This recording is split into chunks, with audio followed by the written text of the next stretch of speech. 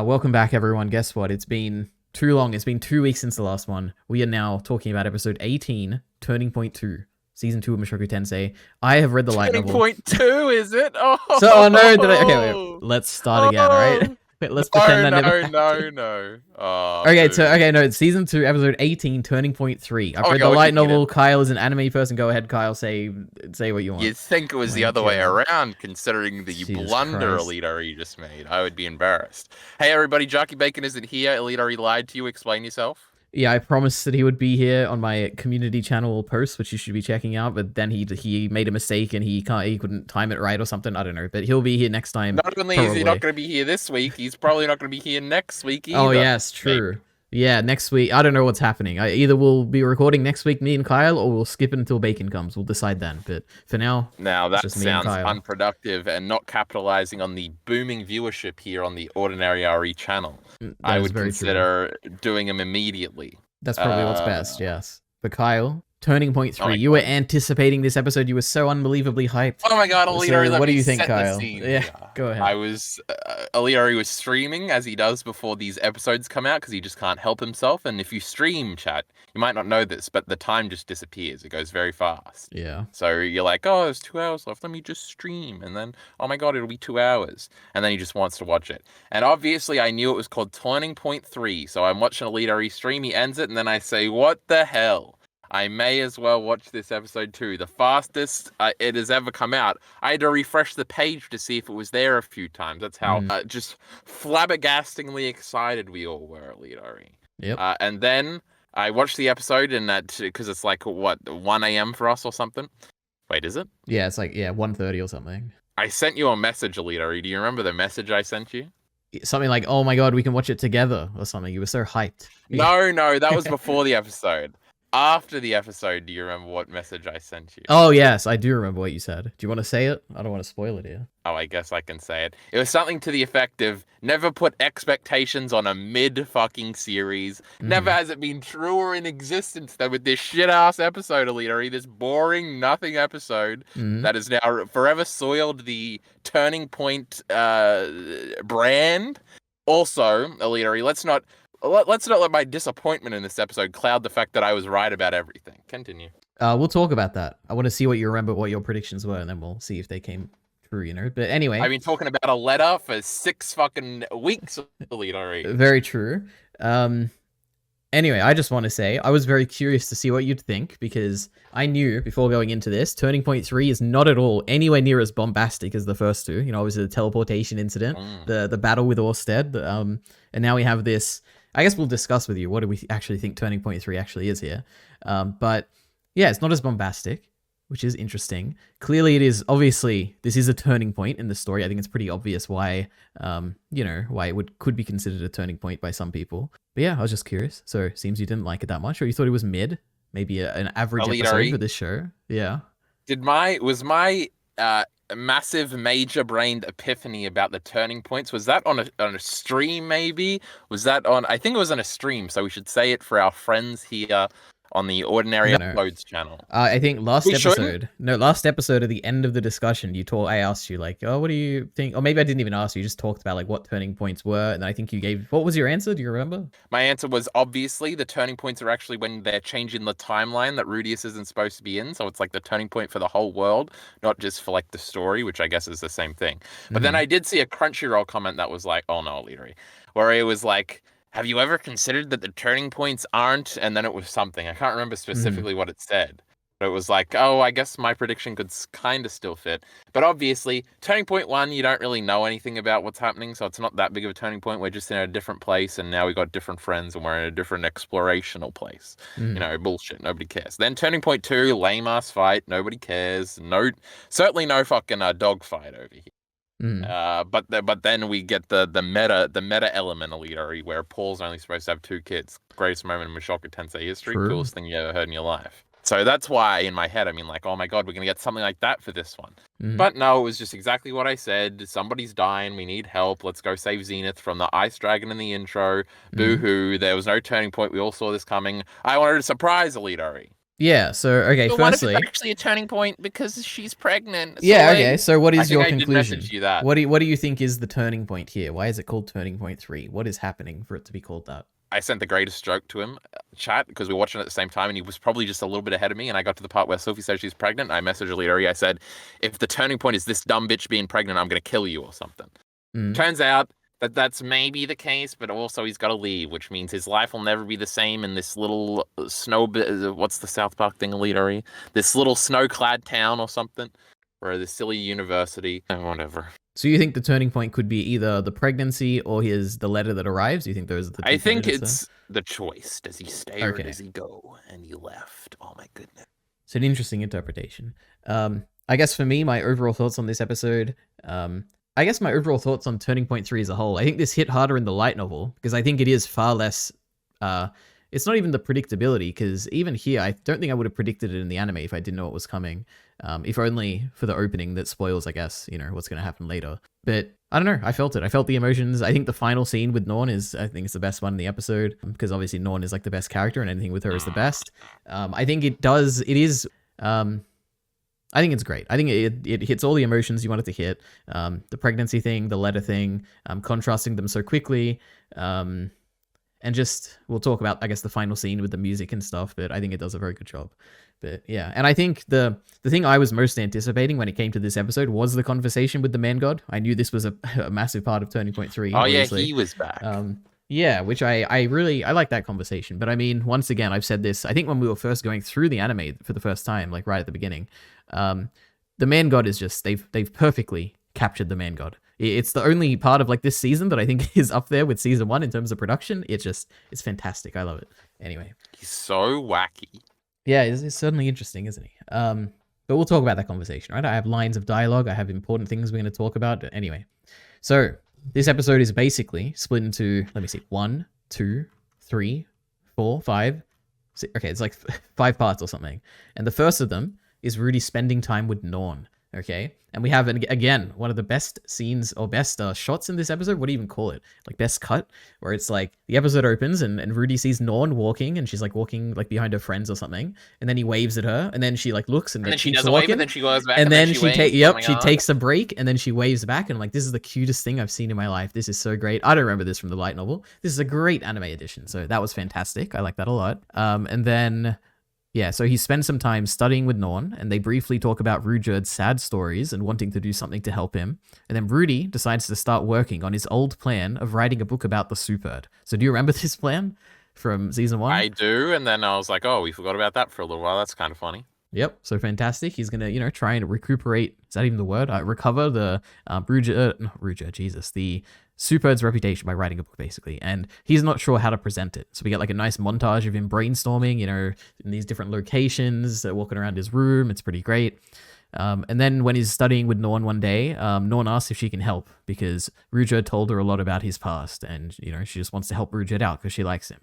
And then Rudy accepts. So, yep. Opening stuff. Fantastic. Norn's going to be a classical writer. Now, this is crazy. Mm-hmm. Anyway. So, Leo, you remember in Lord of the Rings when they were writing books at the end, and now every idiot wants to put their stupid goddamn main character writing a book at the end of their dumb fantasy story? Remember Game of Thrones? Remember, I'm sure there's other examples. So I just had 3 ending ideas pop in my mind, Leary, and I'm always correct as this episode displays. So get ready for spoilers, everybody. Yeah. So either Ruger's gonna die at the end, and Rudy's gonna be like, "Oh, I gotta write a story so his life has meaning, brother." That could just be an end of an arc thing. But then I was like, "Oh my god, why'd they tack Norn into this?" Rudy's gonna die, and then she'll write the thing about him. Mm-hmm. But that's probably less likely. So somebody's writing a stupid book, and it's gonna save the world, and it's gonna be a little what do you call it? Not an epiphany, not an end note, epilogue. That's what you call it, EliteAri. It's gonna be a little end epilogue thingy. So what do you think someone's gonna write the story? It's gonna be a meta thing like Game of Thrones, where they at the end they write a Song of Ice and Fire or whatever, and it's like the Song of Ice and Fire is within the story of the Song of Ice and Fire. And Lord of the Rings when they write Lord of the Rings at the end. I don't know anything about Lord of the Rings, but okay. So you think there's gonna be a Mushoku Tensei at the end of this, and it'll be like recounting Rudius's internal perspective. Jobless reincarnation. That's such a good name, bro. Okay, No, I interesting. think it's just gonna be a silly story, but All that's right, what well I was thinking of when I was seeing them. that's a fascinating I was prediction. writing stories. And you know how Anyway, these authors be when they start writing about their characters writing stories and they start jerking themselves off indirectly. I don't even know if that's the case. I don't know anything about Lord of the Rings, and Game of Thrones is Whenever the a only one I story know, and is that about went. how Everyone hated that stories are ending, but important, yeah, yeah. Game of Thrones, Attack on Titan does that a little bit at the end. Wait, does what at Um, the end? when they're like, let's tell everybody our story. Oh, you think that's Izayama jerking himself off about how Yes, it's he's. all these writers. It's all they do is jerk themselves off, Leary. You're in an interesting.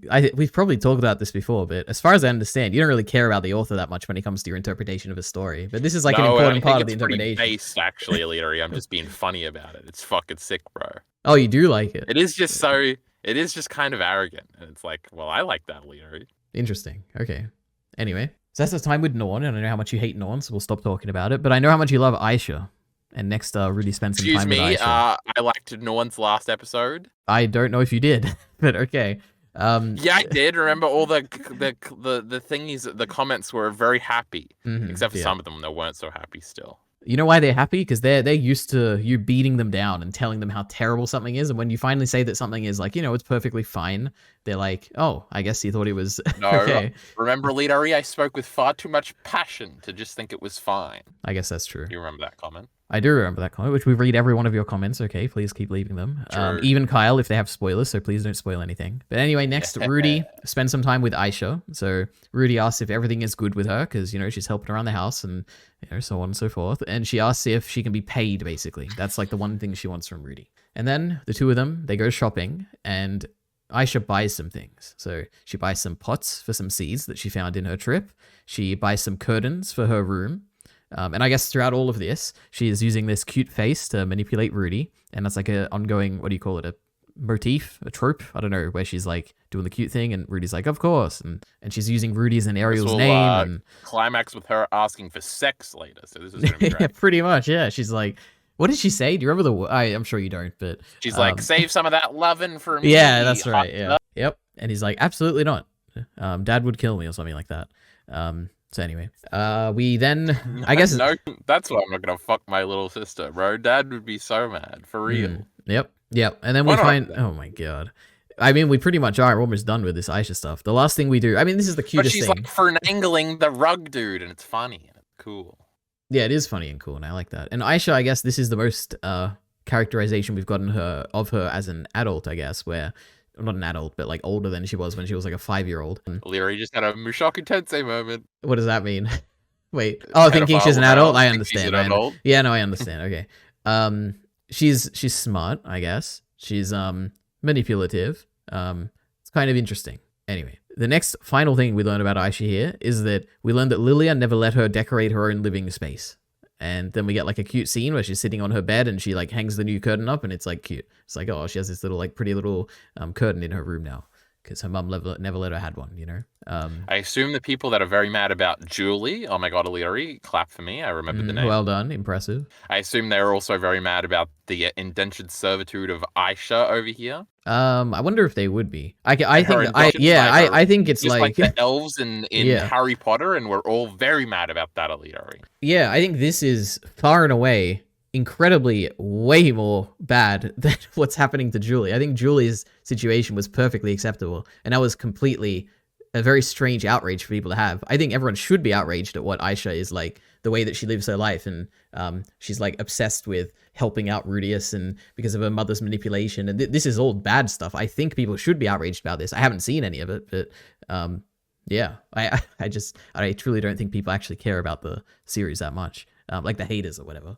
Anyway, then haters gonna hate EliteAri, Well, but sometimes the haters have a good reason, and they would with Aisha, but for some reason they haven't come out in legions to, attack her character. So anyway, Rudy is catching up with school friends. So first he has some time with Nanahoshi, and we're saying goodbye to all of them, EliteAri. It's so cute. Yeah, but towards the end, I guess. This is all before the turning point stuff.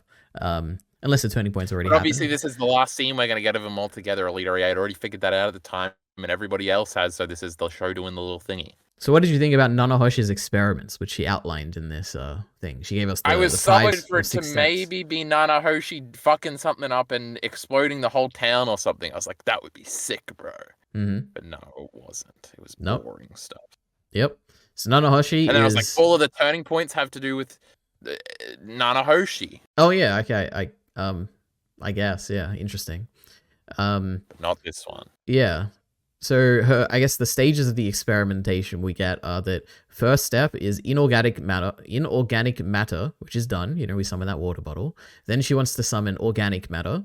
And then she wants to summon an organism, like a plant or a small animal. And then she wants to summon an organism from this world according to detailed conditions. And then she wants to return the summoned creature to its original location.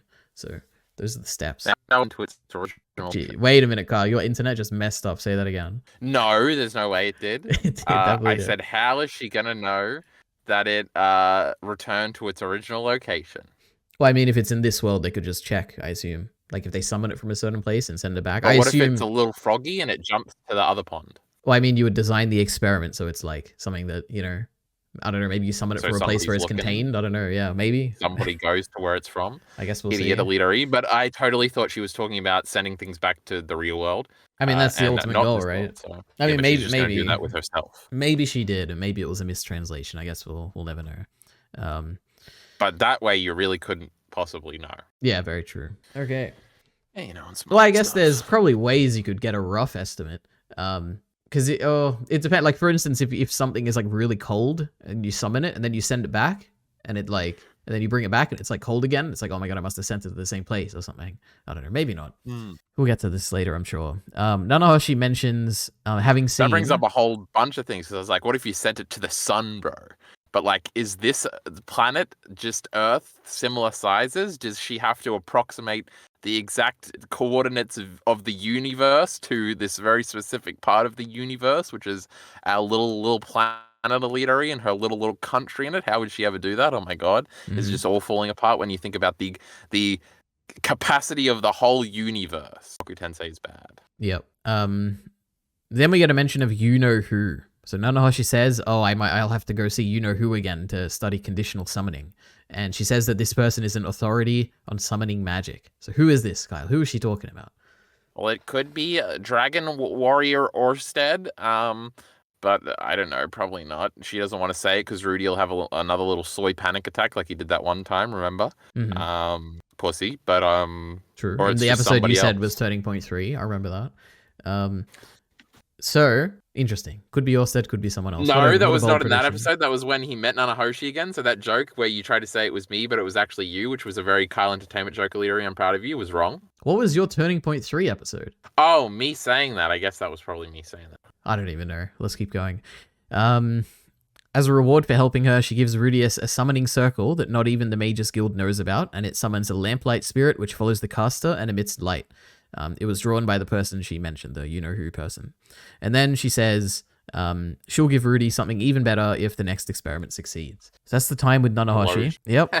Very funny. And then we have Zainoba. So Zainoba, turns out he's made his first figure, and he gives it to Julie as a present. It's like it's a pretty big dragon thing, actually. And then Rudy is impressed that Zainoba actually gave away a figure, because remember when we first saw him, he was obsessed and he's like, oh my god, my figure. He even traded Ginger for a figure, the Roxy figure, which is talked about here, I guess, a little bit. Yep. Speaking of servants, she's serving him again. True. Yep, this was a very cute scene. Firstly, giving the thing to Julie. Julie is very appreciative and cute, and we like that. Zainoba, you know, is developing as a character. You know, he cares about Julie a little bit, giving her a dragon. You know, Ginger's here, like we said. So Ginger, she's been teaching Julie etiquette, and her language is getting a bit better, her English language. And then we find out about why Ginger is working for Zainoba, basically. And we find out that Zainoba's mother entrusted Ginger to care after Zainoba, basically. And at that moment, she swore that she was going to protect him until his dying breath, or serving until his dying breath, or whatever. Yeah, crazy. We love it. What do you think about Ginger? Probably nothing, I assume. Yeah. Also, okay. Did we ever meet their mother? I don't think we did. Nope, haven't met any of their parents or anything. Do you think it's that old lady from that one EliteAri video? It's a good question. I mean, I know the answer. I don't know. Maybe. Okay, next up, so we've met Nanahoshi, we've met Zainoba, now we meet Cliff, so we'll catch up with him. And he shows Rudy a device he's been working on to help fix Eliza's curse, and it hasn't eliminated her curse yet, but it has extended her limit by several times. And the problem is that it requires a lot of mana to kind of use. And Cliff, you know, he doesn't have that much. He can only power it for an hour, so his experimentation is quite limited. So he wants Rudy to help him out so that we can use Rudy's mana, and he can experiment and make it even better. So what do you think about this, Kyle? It's funny because it looks like a chastity belt. Indeed it does, yes. Visual And gag. this is more of that terrible Japanese sexism we're always talking about, EliteAri, you know? Why is this sexism? I understand. Because it's chastity taming the whore, EliteAri, because being a whore is bad, says the Japanese, and I'm not going to accept it anymore. Okay. Yep. Let's keep going Mushoku then. Tensei sucks. Kyle. At least you're not saying it's generic anymore, okay? Oh my god, EliteAri. And then later she's going to break up with him. That's crazy. But also, I had no idea she was still going to go with him until I watched that weird trailer thing that you made me watch. You know, you forced me. I didn't. By the way, I didn't force Kyle. Crazy. I told him not to watch it, and he watched it. Actually, I don't think I said that. Well, he made me aware of its existence. What am I going to do, not watch it? Anyway. All right. So then we learn about the pregnancy, okay? So Sylphie tells Rudy that she hasn't had her period in 2 months, and she went to a doctor, and turns out she's probably pregnant. I'm assuming, did you figure this out immediately before she said anything? She doesn't say period, EliteAri, because this is some of that Japanese sexism, and real ladies don't say gross things like that. So this is not Japan. This is a certain world that I think we might have a name for. I don't know. We're in the Mushoku Tensei world. There's no slavery in Japan, okay? There's no, I don't know, demons and monsters and fighting and different god tier stuff and all that. So why do you think it's because of Japan that she's not saying period in this situation? Because the Japanese man who invented Mushoku Tensei is embroiled in their horribly sexist culture. See, if this was a good Western show, EliteAri, she would have said, "Fucking period, bro, period blood." Yeah, so I don't think this has anything to do with it. I think this is the nature of Sylphie's character, who would probably be a bit like shy about saying these things, and I think it fits perfectly with her character. I don't think it has anything to do with the author's intent. But he came in her, EliteAri. You ever think about that? Yeah, but what does this have to do with the period? I don't understand. I just think maybe they should be comfortable around each other, you know? So you think that Sylphie's personality should be different and she shouldn't be ashamed of, you know, not ashamed, I guess, but shy about saying these things. But why? Because after getting married, it should have changed a little bit, I think. Okay, so you think that her not saying period here, she should have said period, and that's a important thing here. I think the constructors of this disgusting story, EliteAri, I think they knew that if she had said something yucky like that, it would have off-put you cowardly male audience members. And you wouldn't have shipped yourself with your waifu Sylphie anymore. And it was a coordinated attack on femininity. And I'm here to stand up for feminism. So I think that's a very simplistic point of view, and I don't think you've thought that through very well. And quite frankly, I think it's a sexist point of view. So we're going to keep moving on here. So Rudy is shocked and asks if he can... I do enjoy some sexism from time to time. Yeah, I think that's pretty obvious to anyone listening. But so Rudy is shocked and he asks if he can feel it, so touching his stomach. And Aisha reminds him that he should say something. And then he says, "Thank you, Sylphie." And then he's like, "Oh, that's not quite right. Those aren't the right words." But anyway, they just like hug or whatever. And then Rudy starts crying, Kyle. What do you think about the crying and how much you hate crying in these stories? Oh my god, I don't remember the crying. All right, well, basically, Rudy's on the shoulder and he's crying, and I'm like, oh, this is so cute, and oh my god, Rudy, he's like having a kid and he's crying and it's all emotional. I'm like, I thought this was great. See, EliteAri, I was thinking about this just now because you were talking about him touching the stomach, and I was like, well, this seems a little soy from the outside, but I'm pretty sure this is a soy until it happens to you moment, and then it's not so soy. You know how these parents, after they have kids, will just talk to you about how having kids is the greatest thing that ever happened to them, EliteAri. They just, oh my god, you just started to stand into, and you think, I hate this fucking idiot. I want him to die. But then when it happens to you, maybe you're the same, but maybe not. There's a funny Bill Burr sketch and a funny Mad Men monologue that's not funny at all. It's very depressing about how, because sometimes, EliteAri, these men, they say, I didn't give a shit about this dumb baby, and then I saw it be birthed, and then I held it, and I was like, this is my baby. And this is not just a Destiny reference, EliteAri, you little pussy. This happens in a bunch of things. But then Bill Burr had a funny joke where he's like, I held that thing, and I was just scared. I was like, I have to look after this dumb fucking kid. And then Don Draper was like, you never love your kids. This is Mad Men. Everybody's depressed. You hate them, Lamau. Except it's not. It's actually not about that, but that's how it starts. So, EliteAri, am I gonna be like Bill Burr and Donald Draper, like real men, or am I gonna be like this simp soy boy Rudy? Interesting thing to So think.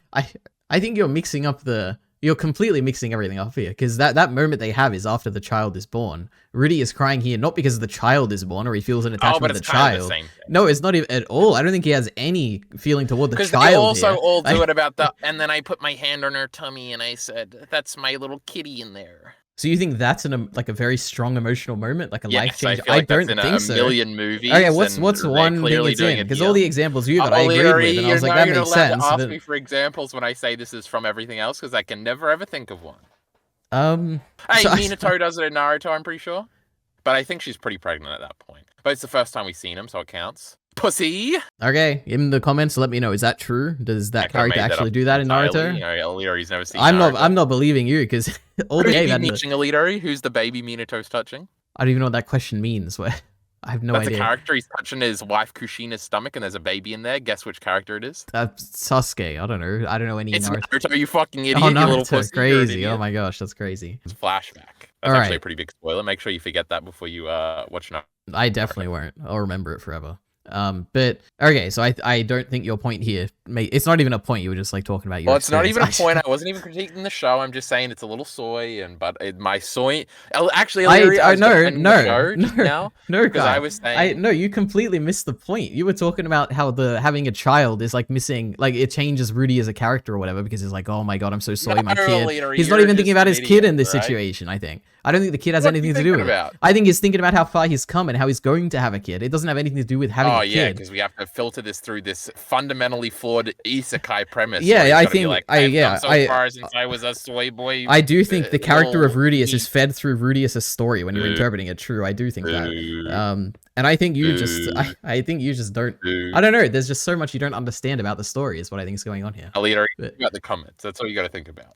All right. Very true. And now you're happy. Yeah. All right. So I'm glad Kyle acknowledged he missed the point of the scene. I want to defend myself by saying I was defending the show just now because I had a soy reaction and said, "This sucks, bro." But then it was me understanding that this was my fault and that probably if that ever happened to me, I would be a little soy boy too. So put that in your pipe and smoke it, EliteAri. Fantastic. I'm so glad to see you defend the show, Kyle. Next up, so Rudy, I'm sure you'll love this, Kyle. So they kiss, and then Aisha tells Rudy to be careful with Sylphie since she's pregnant now. So what do you think is going on here, Kyle? Yeah. Any idea? Oh, I was going to say, because I did think about that a lot of the time. I was like, I'm pretty sure you can have sex with your pregnant wife for a little while, right? I'm pretty sure you could do it right up until the baby is born, but that could be, you might hit something later. Now, also, I feel like they said something about elves having problem having children or something in the show, but I didn't remember that until you asked that in that I was going to say intuitive question, but it wasn't. You were seeking an answer with that question. No, I was There's just a word curious that starts what you with think. in that means that, and that's the word I was inquiring looking for just now. Maybe. But I'm right, EliteAri. They did say that one time, and I'm it's like they have difficulty conceiving children. Yeah, sure. Or did Sylphie just say that about herself? Well, she said that about she's half elf or something, and elves she might take from her elf side or whatever. Because maybe elves are little, like Puck from Berserk. Wait, no, that's a fairy, right? Or is Puck an elf? I have no idea. Isn't the elf Puck's queen or something the lady? Elfhelm. That's where Puck's from, EliteAri. He must be an elf. But Puck's a little fella, you know. And so maybe the human heads, you know, they're pretty big, and that's why you got to burr them and stuff. And something, and it's too big for poor Sylphie. She's gonna die in childbirth, EliteAri. That's gonna be hilarious. Interesting. Yeah. Anyway, the point of this scene is, I think, what you were saying. You know, just don't have sex or whatever. And I'm like, okay, interesting. Then Princess Ariel. Matter, he's leaving. True. Princess Ariel said that Sylphie should take 2 years off, and in the meantime, EliteAri is going to take over the bodyguard duty. So that was great. I like that. I thought that's like a perfect. I don't know why. It's just such a perfect thing, Kyle. Like EliteAri feels like she would do a very good job protecting Ariel. EliteAri actually fight yet, right? I don't know. Bro. Maybe, yeah. We're saving it up for something. We're going to see it soon, though. Well, we do know that she was in Paul's adventurer party with Zenith and. But she could have been a healer. But I think Zenith I guess that's true. Healer, right? She was, yeah. Well, yeah, they had another name. Yeah, I don't think she's just a healer, but no, she wasn't even a magician. I don't know. I'm sure we'll find out more about this. Rudy says some sentimental things about telling Paul he's having a kid, and then we see the Rudy's image of or imagination of his whole family together. And yeah, and that's when stuff. you know it's not gonna happen, EliteAri. You know, and then at that point I started getting excited again because it was like, oh, somebody's gonna be dead, and that's what's gonna be in the letter. But no. Then Rudy gets a letter from Geese saying Zenith's rescue difficult, send help. It was from Geese. It was. Remember when I liked Geese a lot, and then he was Sway in that episode with Paul that you really like? I do remember you liking him a lot. I don't know if you had an issue with him being Sway in that scene. What was the... Oh, I remember Rudy's doing the bit where he's doing an infotainment commercial when he's in the little cage. Yep, and Geese is just there. That was funny. And the final time he tries to do it again when Zainoba's like in front of him, or like remember when he's trapped there in Sharon with Zainoba's rapist brother or whatever, and then he's like, I'm not gonna do this bit again. It was funny because he was sick and tired of it. Anyway, yeah. So Geese has sent this letter. What did you think? I like how brief it is. I think it's great. Zenith's rescue difficult, send help. That's all it is. He doesn't have any more context. Why is it so brief? Why is Geese sending it? Like, what's the help? Like, why is it difficult? Like, I think it's a really interesting, open-ended letter. It's not like, I think you were in your predictions, you were saying that it was going to be from Paul and it was going to be more about like, oh my God, someone's died. We need you to come and we're in trouble. But it's a lot more brief, I was exactly correct. Maybe you were. I don't remember the details. But yeah, what was your... Well, I didn't know it was just going to be 3 words, EliteAri, but it did the same thing I said it was going to do. So I get false points, and I don't want any deductions, because I didn't know Geese was going to be there. But Geese was with him, so that makes sense. And why is Geese sending it? I don't know. Paul's trapped in an ice and a crystal thing. Well, was Geese with them? And yeah, in the little group shot this season. Oh, was he? He was also with Paul back then. Well, I think so. I assumed that after reading that he was there. Unless he wasn't, in that case, that would be very interesting, EliteAri. Maybe, not really maybe. Okay, interesting. But what was your question, idiot? No, just like what was your prediction and how close do you think you are? But you think you were very close? That's good to hear. 100%. All right, fantastic. But I didn't think it was going to be the turning point thing, EliteAri. This was why I was disappointed. I thought turning point was for cool things, and this was obvious stuff that I was predicting probably at the end of last season. Yeah. All right. Well, now you have some recontextualization for what a turning point is. I think when 4 happens, I'm not going to be excited. That's funny. Oh my God, he just laughed like 4 was going to be really exciting. Chad, I'm so excited now. Yeah, no one in the comments. I don't want anything. Don't say nothing about the next turning point. I don't want to hear nothing. Is it cool? I don't want hints. I don't want nothing. I don't want to hear any single thing about turning point 4. 5 would be a good number. This seems like it's too short to have 10. What if like the last 3 episodes are turning point 8, 9, and 10? That would be crazy because crazy shit is happening. But I don't think so. Mushoku Tensei is not that cool. True. All right. Anyway, tell me about 4, chat. I'll read them. Don't you dare. So Rudy talks to the man god. So I do like this, how it's like he gets the letter. Oh, okay. Firstly, it's like the 3 things here, where first he's happy. He's like, oh my God, I'm having a kid. Straight away, cut to the next scene. Oh my God, is the letter? This is terrible. He's like, why is Rudy sweating here on this paper? Then he reads it out. And then immediately next scene, we cut to the man god. And it's like, oh, things are happening now. So I have a lot of details here in this man god conversation. I think it's pretty interesting. He tells him to fuck a cat girl. He does, yeah. Which is certainly interesting. I'm curious. Okay, guess what are your overall thoughts for this conversation? What's the man god doing? What's happening? Is Rudy's yelling? Is angry? Is it justified? Is the man god tricking him? Is his advice good? Should he mate with Linear or Persona? Like what's going on here? What do you think, Kyle? Sex with the cat girl sounds good to me. But besides that, EliteAri, and your disgusting sexual cravings,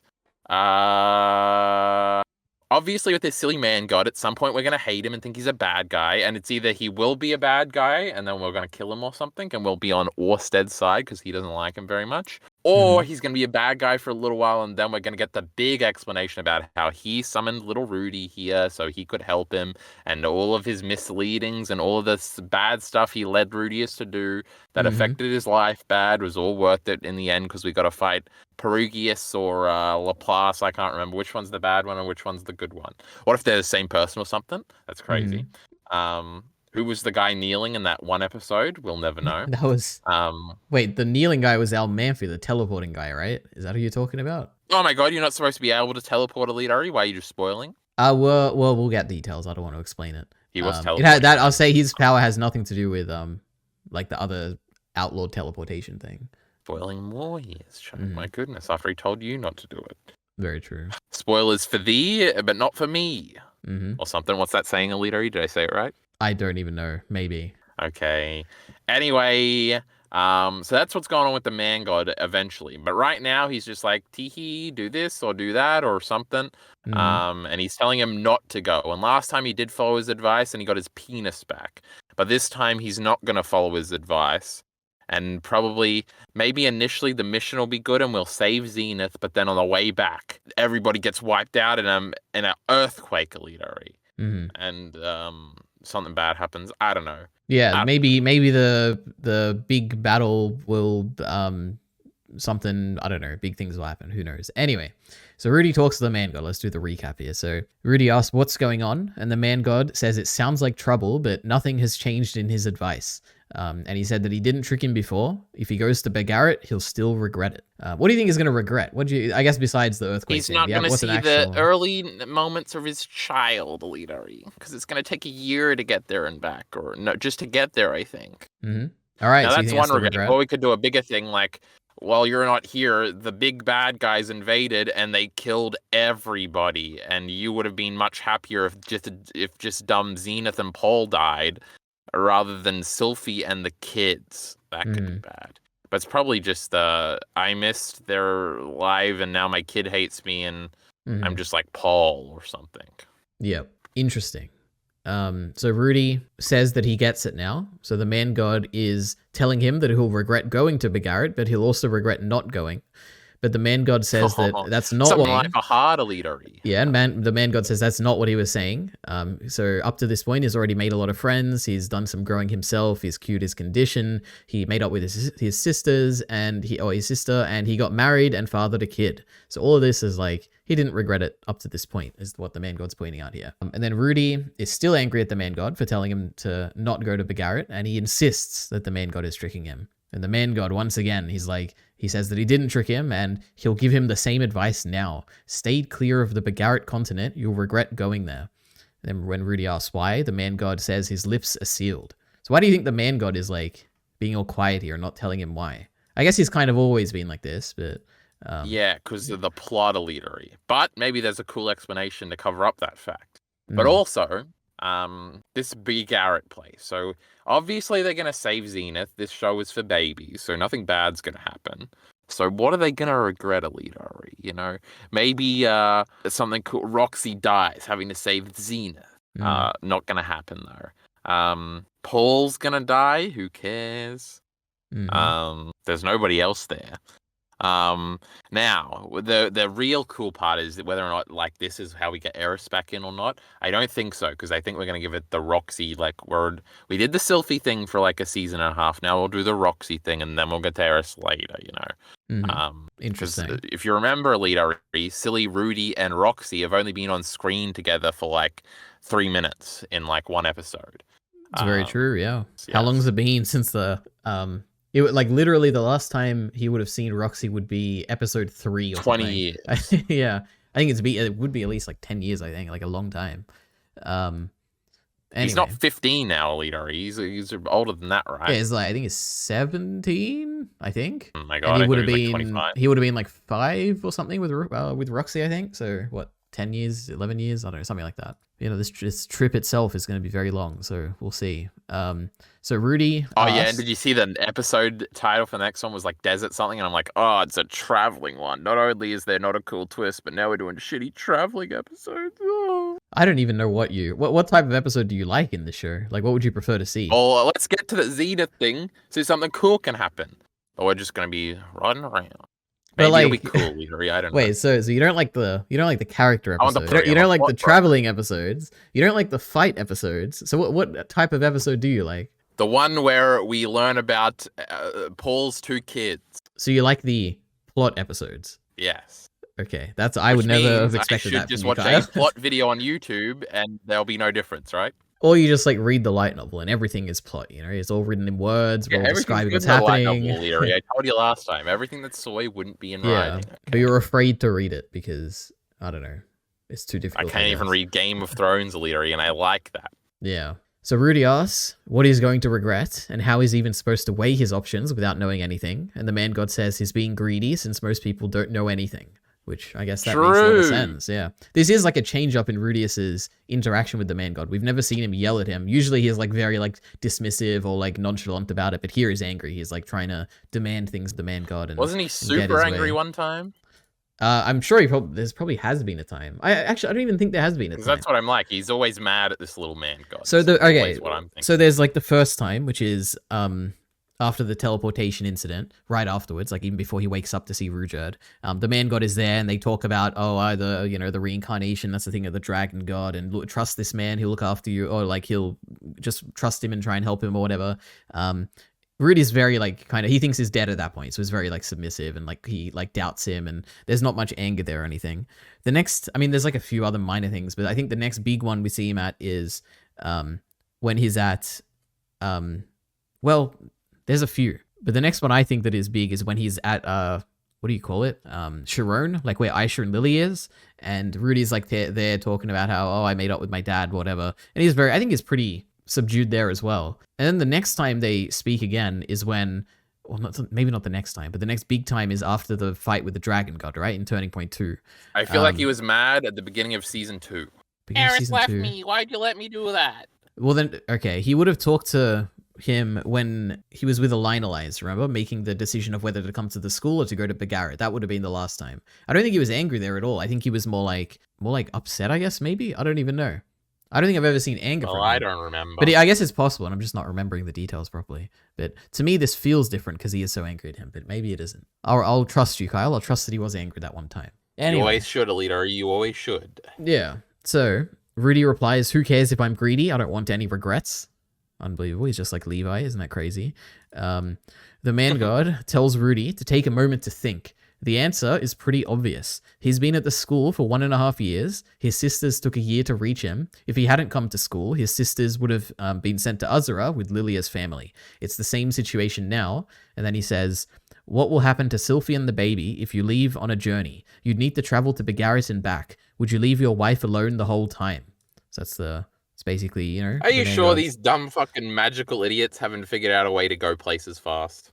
Well, there is like the teleportation magic, which has been outlawed. So it technically does exist. There's gotta be some crazy monster that runs faster than a horse that you put a little saddle on and you say, abracadabra. Well, you do have dragons, but they are very dangerous, and Rudy beat up the Demon King. He can beat up a dumb dragon. Which I guess when he had all the chance in the world to charge up his attack for like a whole minute straight, he was able to land a single hit on Batagati. That is true. Sneak up on a little sneaky sleeping dragon. And how do you tell it where to go? With abracadabra. And how does it? What happens when it lands? That's a bit like. Okay, EliteAri. What if it kills people that you're trying to save? I'm calling the fact that they don't have this type of magic into question. Yeah. Well, technically they do have it. It's just outlawed, and it would be probably a hefty penalty if anyone used it. Well, no. Now I'm talking about taming fast creatures. Oh, okay. Well, maybe there is a way to do it, but I don't know. He's a bit short on time, I guess, at this point. It's a whole other side of the world, EliteAri. Come on, defend your goddamn point better. Wait, so you're saying you've probably seen a map or something and think it's not that long or something. Have we ever seen a map, EliteAri? Can I look up a map? I sent you a map at one point. It's in the light novel. It's not in the anime. I would not look it up. I could send it to you now if you want. I'm not allowed to do anything, chat. Can you believe this? Mushoku Tensei map. Okay, let's see. You can look up the Black Lagoon map if you want, EliteAri. I would not dare. All right, have a look at this, Kyle. I'll put it on the screen if I remember. If I don't, then guys, just Google Mushoku Tensei map if you're a light novel reader. And you can follow along. I'm sure you know exactly what we're talking about. I do remember this map with the weird hole in the circle in the middle. That's a circle in the middle and the hole. Yes. Now, hold on, EliteAri, don't say a goddamn thing. Oh, it says as of episode 21. I was going to figure out where we are. Ashura Kingdom I'm zooming in on. Now, this is where we started. You're going to have to put this on screen, EliteAri, because this bit's going on for at least 2 minutes. That's fine. So, we got Fitatoa. Is that where we were from originally? I think it is. Oh, no, it says home here. This piece of shit spoiling map. Anyway, well, that's that. So remember the see the circle, the yellow circle. That's where the teleportation incident happened. See how it's like that weird circle around it of like weird. Easy, and then it's got a little line that shows you where they went next. Spoiling my whole bit, but that's kind of cool. Over on the Demon Continent, because we got continents, EliteAri. They say that all the time. We got Dragon's God's Hole over here. That sounds sexy, EliteAri. Oh my god, Magical University, we're just up here. I feel like I knew that because eventually we came back here, EliteAri, and then we fucked Eris, and then we went north. But it all makes sense, EliteAri. Yep. Ranoa Kingdom. Renoa. Did we go there? That's where we are now. We're in the Renoa Kingdom at the Magical University. So there's like big. But See how there's university's over here. there is It's a the big little Azura area. Kingdom, the big green area. There's the Renoa Kingdom, which is like that big white area. There's like a variety like that. And we're going to the Bagarit continent, which is at the bottom left, right? Hold on, I haven't looked up Bagara continent. All right, oh my god, all right. I see it. It's Yep. close. There's a little lake in the middle that looks like all those lakes in the middle. You know, they're in all the crazy stories. Bazaar, Mhm. Labyrinth Tower Rapin. I bet that's where we're going because that sounds scary. Mhm. Oh my god, we got Strife Zone. I don't know. I guess we're fighting people over there. I don't think we've been to any of this stuff down here, or did we? How did we get back? Okay, I think we got a little red line of their journey here. So we're over here. Now, in the desert place, that's where the skyscrapers were, I think. Yeah, so and there's like Rakaris. skyscrapers. It's Rakaris. Oh my god. Town of Rakaris. It's not a town, it's a city. It's got skyscrapers. These idiots don't know what they're talking I don't know if this is an official translation. I'm not sure. I doubt it, but maybe it is. City. I see it. And then we got some ports. And then there's like a green place. That's like where we were there. Milishinion. That's Milis, right? EliteAri. Oh my god, holy Milis Kingdom. Yep. It says it right here. Milis Continent. So this is a different one. Hobbit territory. Wait, where is that? You're not allowed to say that. It says it here, near yes, Milis I see. Continent. Yep, interesting. You're not allowed to have hobbits in your story. They're not like goblins. Mm-hmm. They're not public property. I guess they are. Crazy. Mm-hmm. Then we got West and Eastport, and then we came up here. Dragon King Kingdom. That fella's got a kingdom. Is this where we fought him? Well, I think you're thinking about the Dragon God, not the Dragon King, but yeah. Oh. We fought no, the Dragon God fight was, see where it says as of episode 21? See the mountain range above it? They were traversing that mountain range basically, and that's where the fight took place. So not at Dragon God's Hole. No. That's like the final fight place. That place has got like a cool thingy around it. So why? So the teleportation incident only hit this one place, EliteAri. Now, why would that be? Just because we're trying to get Rudius out of there because we're controlling the plot because we're cool and meta and stuff? I don't know. You got to think about that later. But we do got this little desert place that's all scary over here that we got to go to, EliteAri. It looks cool. And there's like some mini islands in between because like they used to be connected. And over here too, oh my goodness. So like it was so evil that we had to blow the sea into it, EliteAri, you know. And they got crazy ice dragons that are going to shoot at you like in the introduction. I think this is our bit, EliteAri. Is there anything else? Why did I bring this up? What was my question? I don't even remember at this point. What do we have him around for, Chad? If he's not going to remember, my goodness. Yeah, maybe we're just looking for Bagarit. It was me saying, is it even that far? And I was like, obviously, EliteAri, if you were making a good argument, you'd say it's just so far that even if you took an aeroplane or even if you took a horse, it would take forever. Yeah. Except if you took a dragon, maybe it wouldn't. Yeah, but then I was thinking, you can't really, I don't know. Remember when Danny went the whole continent in like an hour or something when John said he needed help? Very true. They ruined Game of Thrones that day, EliteAri. I love that episode. Okay, so, yep, Rudy's takeaway we talked about. He thinks he's going to regret. Oh, wait, no. The next episode's preview, EliteAri, is in a desert place. So I guess we're already on the continent. That's crazy. Is there a preview for the next episode? Oh, the trailer, whatever you call it.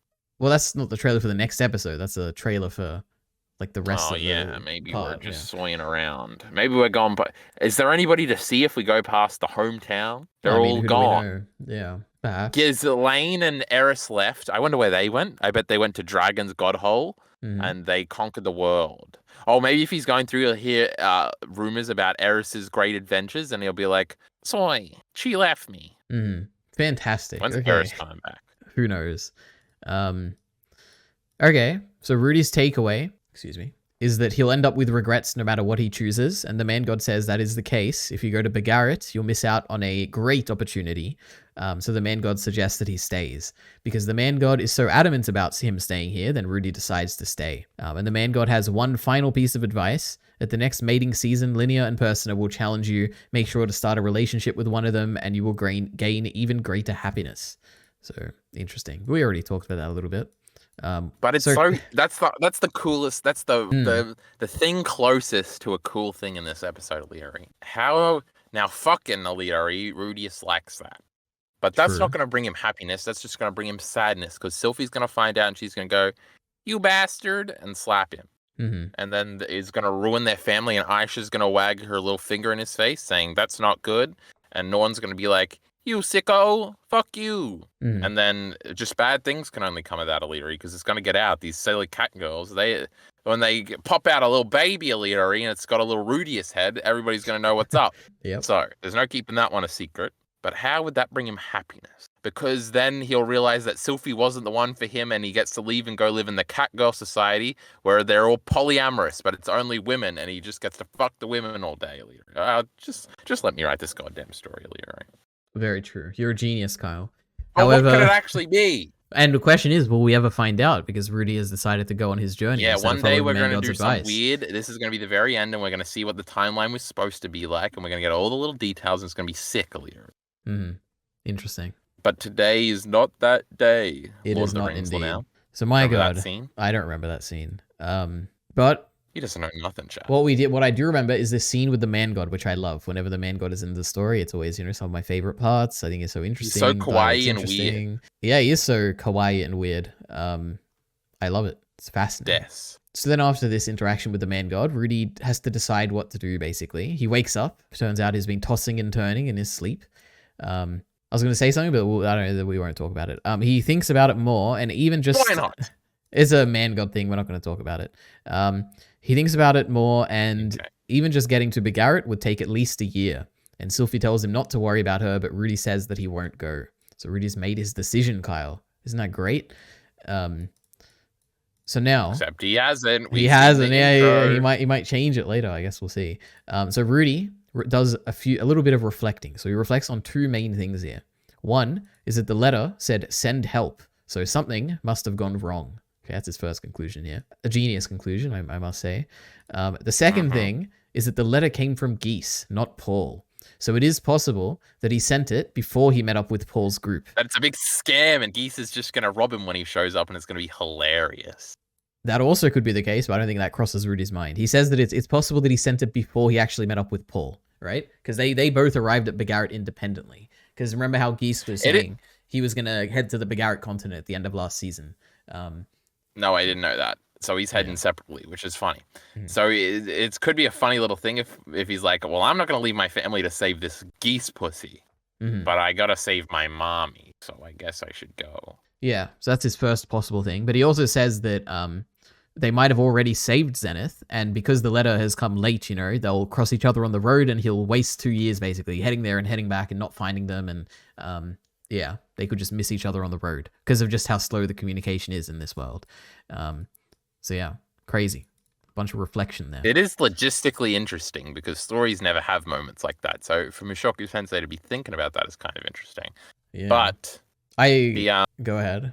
Go ahead, EliteAri. All right, I would say, I think what I was going to say. One thing that I'm not sure if I know for a fact, I guess, that season 1 of the anime cut out a lot, and I don't know how much they'll adapt it going forward, but I guess communication is a very interesting part of the story because, like I've said when we were discussing, there is a lot of unreliable narrator, especially when it comes to certain details that are described in particular stories that are told in books. And when Rudy reads them in the light novel, you're like, huh, that's interesting. And then he reads them, say, like 10 light novel volumes later, and it's like, oh, I feel like I remember this story, but it's like slightly different to what I remember. And it's like, oh, interesting. We're like piecing together these interesting discrepancies between factual accounts of like things that happened. And that stuff is really interesting. And the light novel definitely dives into that a lot more.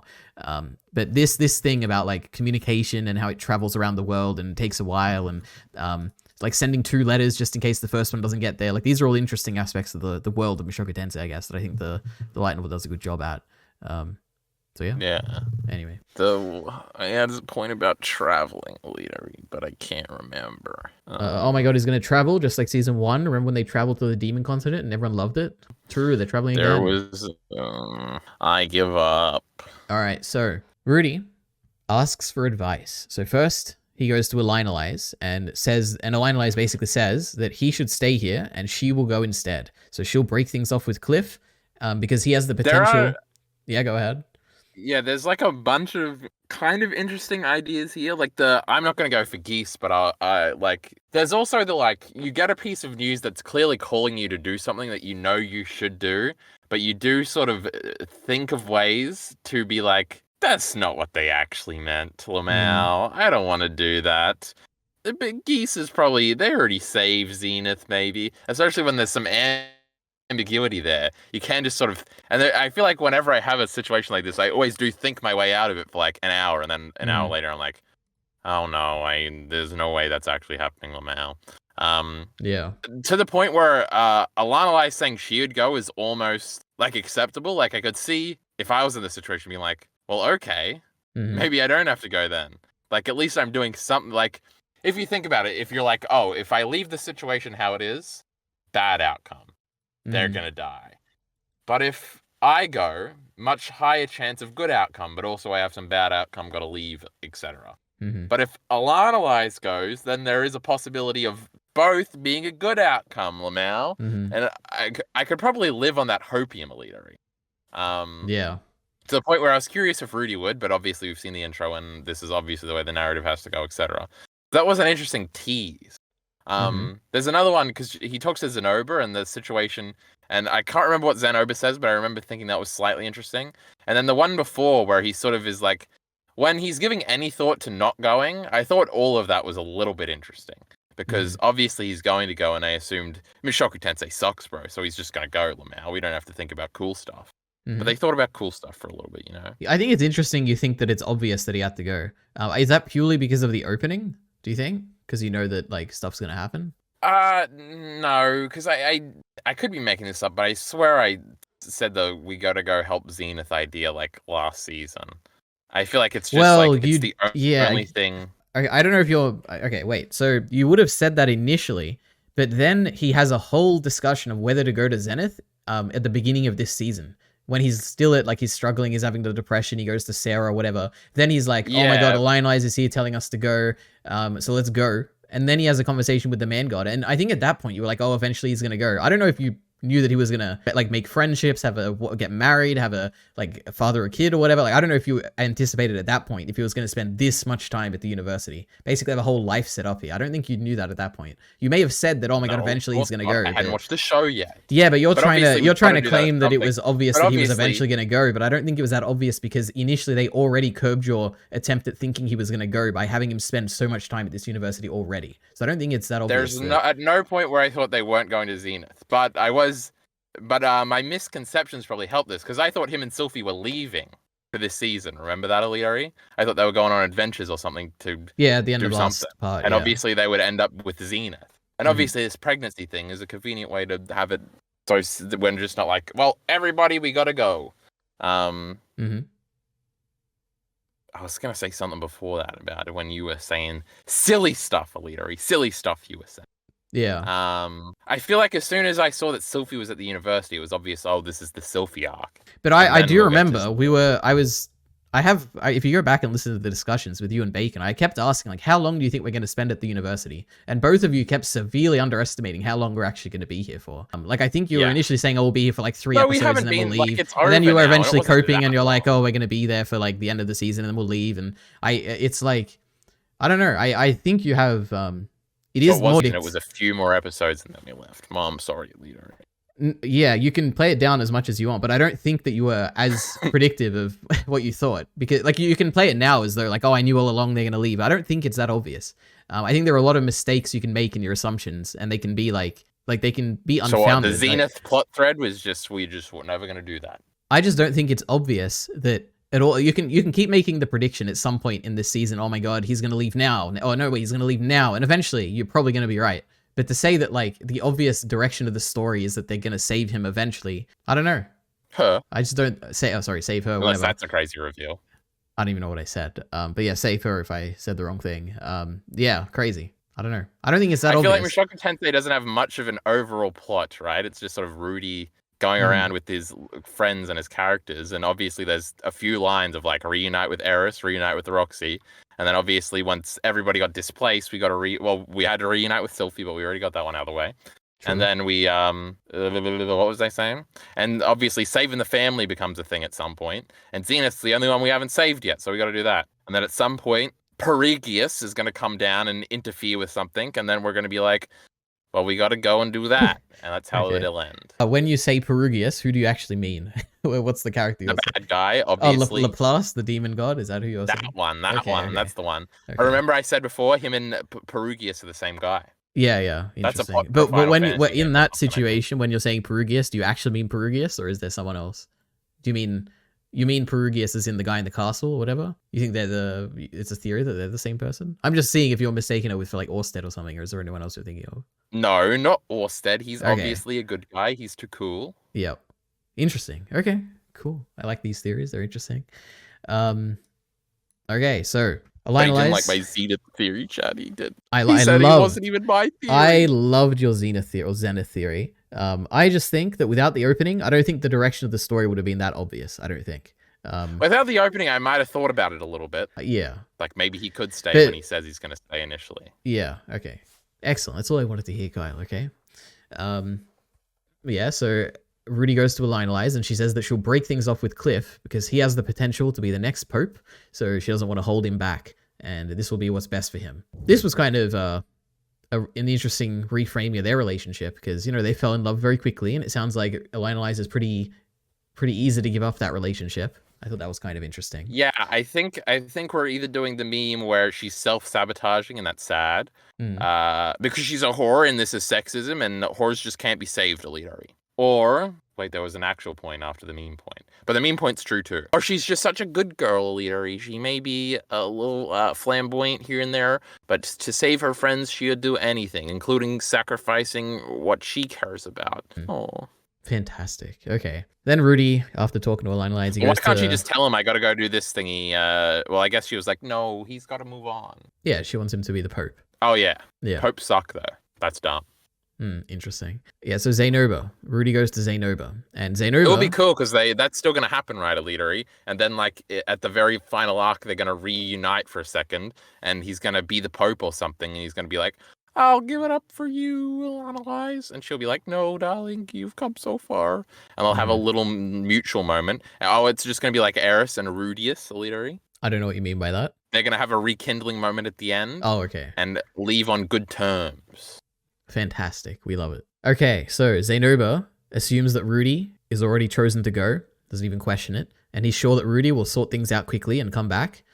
And then Rudy is surprised that Zainoba doesn't want to go with him, but Zainoba says that he'll only slow him down because he's not used to traveling. And he also has Julie to take care of now. So we love Zainoba. He's a good guy, isn't he? No, he's not helping us. He's an idiot. He should have offered to go just like EliteAri. No, he offered something greater. He offered... No, even greater than that. He offered advice. He said, children still grow when their father isn't watching them. If you feel uneasy, I suggest you go. And then he also, he says he'll defend Sylphie when he's gone, which is great because he's a blessed child. Oh my god, he's crazily strong. I think that's a good person to have defending Sylphie. So yeah. Is this fucking idiot gonna fly off the handle at some point? Isn't he a little, EliteAri? Noise? Oh, okay. What do you know about his past? Didn't he try to kill people all the time back where he was from? And it was funny that we were friends with him and he did whatever we said. So he killed his first wife. He also killed his brother. Yeah. These are all both accidental. And he's going to look after Sylphie. Yes, he will defend Sylphie while Rudy is gone, is what he says. I know, he seems like a bit of a pest. Now, obviously, EliteAri, one day we're going to get a crying flashback where he didn't actually kill his wife, or he accidentally did it, or she was really evil and he just had to do it, and he was misconstrued and he's been good all along. Yep. Interesting. Yeah, we love Zainoba. And when I say we, I mean me, because Kyle. I don't think Kyle likes any character in this story. That's my actual conclusion here. Even Eris. I knew you'd say you like Eris or whatever. I don't actually think you like Eris. I don't think you like any character in this story. So Rudy is sitting outside on the steps, and Norn opens the door with her belongings quietly packed, ready to undertake the journey to Begarit alone. If Rudy won't go, then she will. And then she face plants. Yep, she face plants and starts crying about why Rudy isn't going. She says, Mum and Dad are in trouble. Why aren't you going to help them? You're really strong. You can travel. Why? Then Rudy realizes that he has to go. He has the power. Bad Breaking Bad episode. That's a very deep reference that no one's going to understand. So let's just skip past that. So Rudy realizes that he has to go. He has the power to make a difference, unlike Norn, who no matter how badly she wants to go, she doesn't have the power to actually do anything. So Rudy asked Norn to watch the house for him while he's gone, to not fight with Aisha, and to help Sylphie. And then Norn says that she's counting on him. So this is obviously the best scene in the episode, because it's, you know, it's just so sad for Norn as a character who, you know, despite how much she wants to help, she literally can't. She's just a 10-year-old girl, She's just a or dumb 9-year-old or whatever. kid. Indeed. When Eris was 10, she could beat up like dragons and stuff. Yeah, but the difference is that Norn isn't strong. She's not smart. Ooh. She's nothing. That's why she's not cool. Yeah. And a bad character. And not the best Mushoku Tensei character like EliteAri will lead you to believe. Mm-hmm.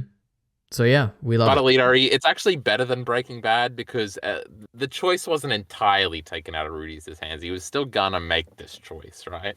But Norn just pushed him a little bit. Yep. Fantastic. So but I thought it was very soy and didn't like it. Yeah, okay. You know, soy can mean good and bad, EliteAri. I just gotta clarify.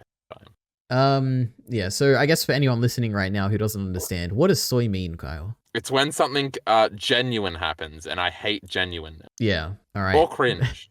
Usually they're the same thing, though. Yeah, I guess in my mind, soy is authenticity, but also with like exaggerated authenticity. Too much or something. authenticity. Yeah.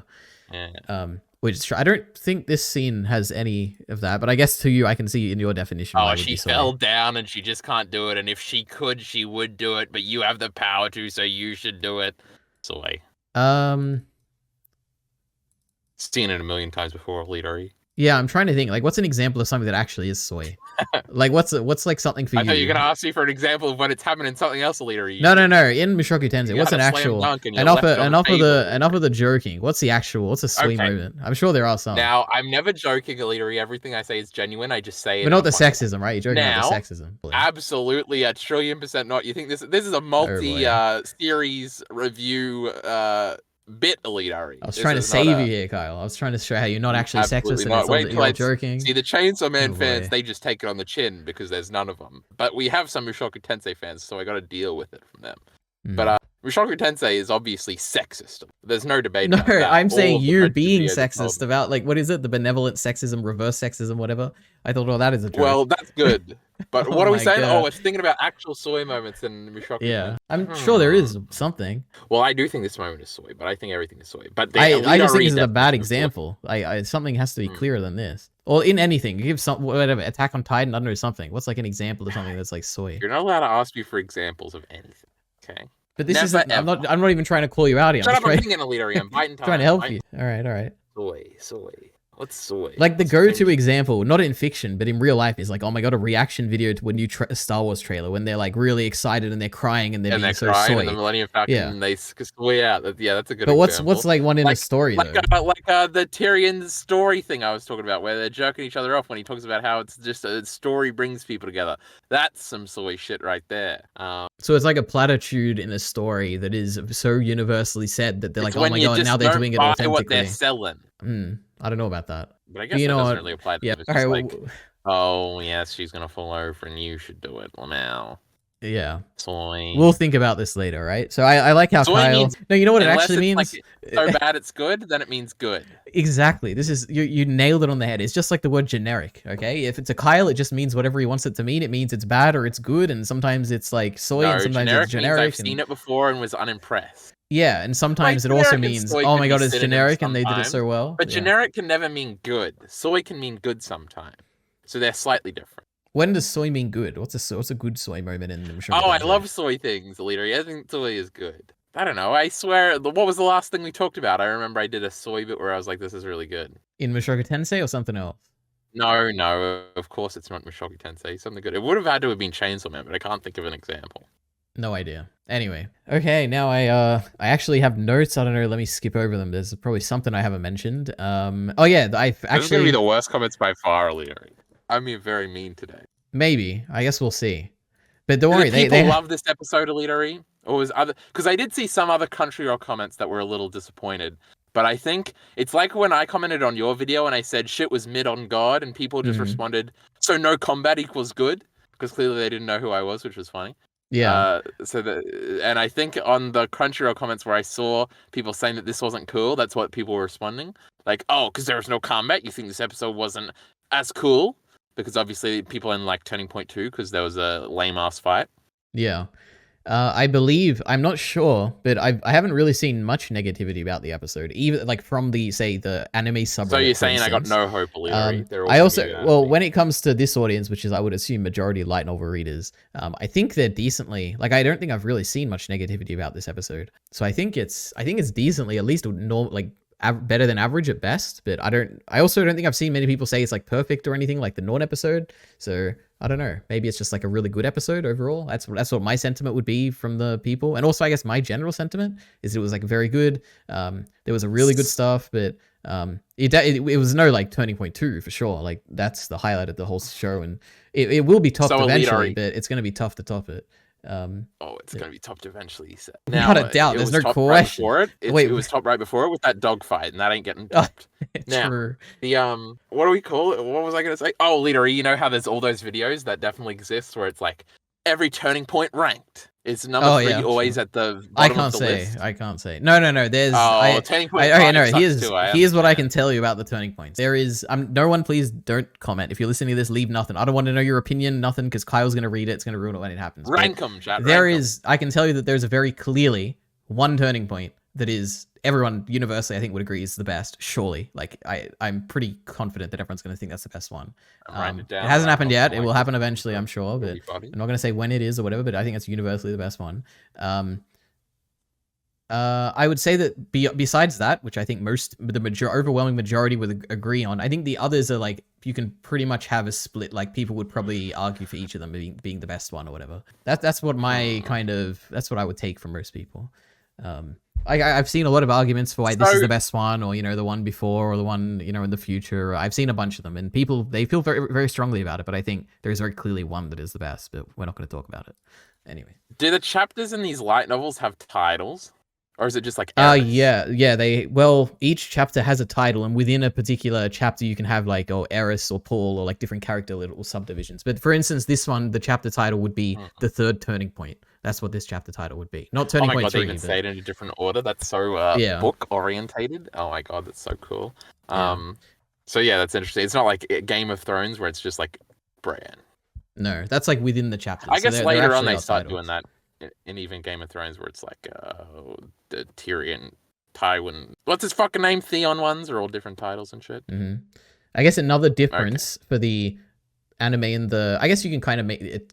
The OP is kind of involved, and you got the season posters or whatever, but you've got the light novel covers. Like each volume basically has a cover, and the cover is like a rough estimate of like what's going to happen in the volume. And I always enjoyed it when I was getting to a new volume and I'm like, oh, what's this cover going to be? What's going to happen this volume? True.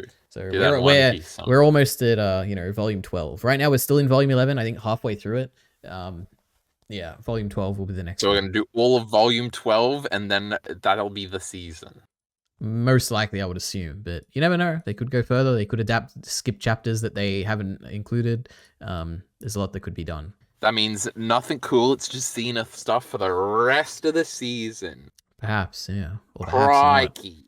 Yeah. Anyway, my last actual thing when we're talking about this Norn thing, I think that this scene with Norn, it's hard because I can't really talk to you about it because it's a light novel thing, but I think the music they use, for anyone who hears a light novel reader, the music they use when Norn is crying and Rudy's like kind of deciding on what to do, like the resolve of him like gonna say I'm gonna save my family or whatever, the music is perfect. I think like when you know what's gonna come in the future and how important this kind of stuff is, I think this music works very well. It's a very eclectic kind of track, I guess. You got like this weird like underlying drums. You've got like the building up of music. You also have like the kind of ominous kind of music mixed in. It's very interesting, and I think it does a good job of capturing on a rewatch, even for an anime only. Once you know what's going to come, I think this music perfectly captures the kind of feeling that's I don't even know how to say it. It's perfect. When I'm watching this and I know what's happening, I'm like, man, what a track to put in this position here. So I don't remember a single note from this song you're talking about. I think you should go back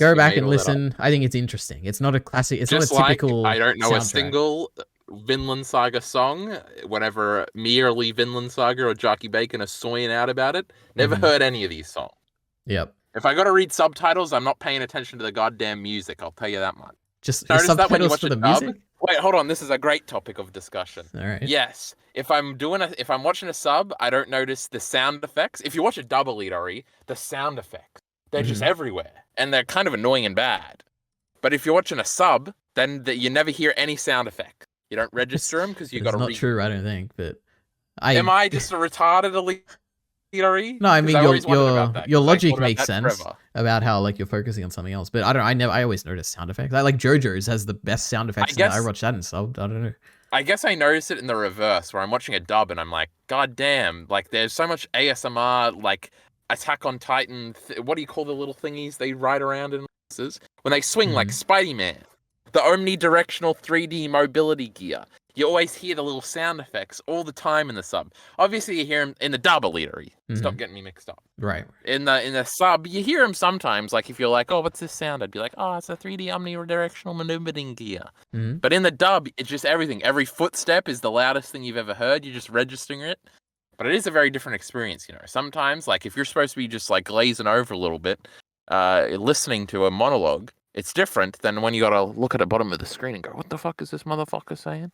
No, it's just a different experience, EliteAri. No, I don't know how they actually dub things, but maybe that has to do with it too. Like the level of the volume of the actual audio when they're doing the dubbing. I have no idea. Fucking it up, EliteAri. That's a great. Yeah, it's possible. I don't know. I love that.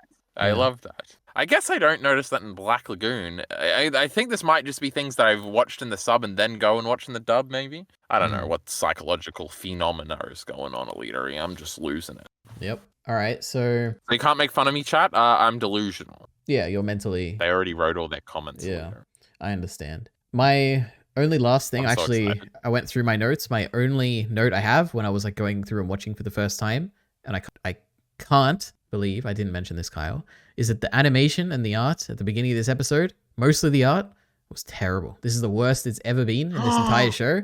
I couldn't believe it. I was so shocked. Excited to EliteAri because I had no idea what you were going to say, and it could easily go either way. So I'm always on the edge of my seat. I have no idea what he's talking about. Looks exactly. I was disgusted. No, I wasn't. I'm just exaggerating now a bit. I remember that, a few weeks ago there was that one commenter, banana something. Sorry, I don't remember how to pronounce your name, but they said like, oh, you should give examples or what. I don't know if they said. Basically, I concluded that okay, I'll make a video where I like put examples of the bad art or whatever. And I had nothing that really came to mind like immediately. I'm like, oh, this is bad directing or bad art or something. Now, my God, am I eating well? I have so many good examples just from this episode. Like even the, I think it's even the first scene when Norn is waving, like the details are so low and like so blurry. And it's purely like, it looks like the characters have been drawn with very few details and they're like blurred or something. And it's only noticeable. It's only mainly noticeable because you're transitioning between those very low resolution blurred images, and then immediately you cut in the same scene to another shot, and the shot is like so beautiful and everything's really detailed and everything. Wait, like, I feel like I did notice this. Yeah, like is there like two directors working on this? My resolution was bad. I was like, sometimes you look at the screen too hard and everything looks bad because that's how it works. Sure, yeah. But EliteAri's saying that it was real and it wasn't just my eye. I would assume, like my assumption based on very little knowledge. Because it wasn't the beginning. I would assume that there's different people working on these different cuts, right, in the same scene. And one person maybe they didn't have enough time to do it. Because I know they're obviously also taking a week break this week. Maybe they were very rushed to get this out. I have no idea. But this was far less polished than all the other ones, which even those, I would say they're polished. They're just not on season 1 level. This to me felt very unpolished, is I guess what I would say, especially at the beginning. I didn't really notice much toward the end, but those beginning first few shots with Norn, and I don't even know what the other ones were. I think maybe Rudy like pacing around or something in his room, like stuff like that. There was a few that were quite not up to par. So let me just say that. But we love this show. Right? Get better. No, they're trying their best. They're doing the best they can. You're subpar, EliteAri, you just said. No, they're doing a good job. Okay, I blame Studio Mappa, okay, for setting this trend of tight deadlines, and we hate them, right? Yes, for abusing their employees. Yeah. But anyway, that's that, Kyle. How exciting. That's 1 that. week from now. Yep, Them's the rules. That's it. Yep. Amen. Paid income. Yep. I already said crikey in this episode. That was cool. What are some other ones? I'm thinking of Australian idioms. Are you idiot? Oh, no. That's Australian. Yuck. That was soy. Yep. Australian things can't be soy. G'day, sayonara. mate. Yeah, that. That's my favorite one. This Master Splinter says that in the Ninja Turtles. That's an American. Janet. Matanet. There you go. Japanese. Des? That's true. Ich, ni, san, shi. All right. And with that, we're done. This is the end. See you. Let me think. Bye, everybody. I imagine we'll probably have Jarkey Bacon next time. I think we'll probably skip next week and wait till we have all of us. No, we won't. No, I think we do. I think we need to balance these discussions. It's just full of hate at this point. We're gonna have a nice No, just positive think about it. bacon. I just Okay. hate on it, and then you have a solo one with the Jarkey Bacon that comes out after the season's done because he's not going to be here No. before that. EliteAri, dash your hopes now, and Nope. you guys can just swear out about how good it is. It's going to be so funny because Jarkey Bacon's going to be entirely negative, but it's going to be for entirely different reasons. It's going to be great. I actually have no idea what Jarkey Bacon thinks about Mushoku Tensei at all. I should go back and listen. Well, you'll find out in 2 weeks or however many weeks it takes until Jarkey Bacon Oh my is god, here. I get to speak to Jarkey Bacon? Yep, pretty much. Yep. It's going to be great. He probably will think it's still negative. He comes on your streams all the time, doesn't come on my streams. It's very true. Yep. Anyway, look forward to that, guys. You can check out EliteAri streaming on... Oh, it's not on this channel, huh? Yeah, it's on the other channel, which I'm sure you can find. You probably found this channel through that one anyway if you're a Mushoku Tensei fan. You can watch his new tier lists on Star Wars. All right, that's that. Let's end this. See you probably in 2 to 3 weeks. I don't expect an episode next week, but you never know. We might, but I would not count on it. See ya. I do.